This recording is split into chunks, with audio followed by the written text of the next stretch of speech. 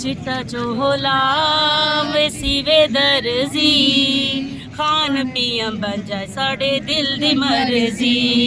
चिट्टा चोला ते चश्मा काला, चिट्टा चोला ते चश्मा काला, गंजा पूछदा है मुझे क्यों निकाला, गंजा पूछदा है मुझे क्यों निकाला।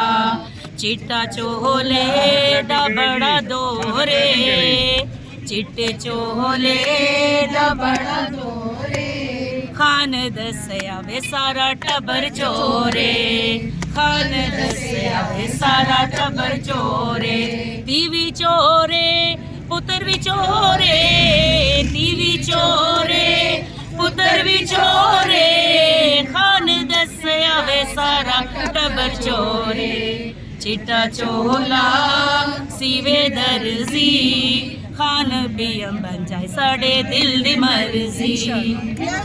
ये जी हमारे पीटीआई की कारकुन थी जिन्होंने नया तराना बना लिया है। तो अभी ये हमारा ये देखेंगे सारे हम आर ऑफिस G10 GA2 में पहुंचे हुए हैं। शोशियन की ILF की टीम भी पहुंची हुई है, बकाया सारे भी पहुंचे हुए हैं। तो ये हमारी टीम इधर मौजूद है। तो जो हमारा चैनल है 0 पॉइंट इस्लामाबाद के नाम से सब्सक्राइब कीजिए, लाइक कीजिए और आगे शेयर कीजिए।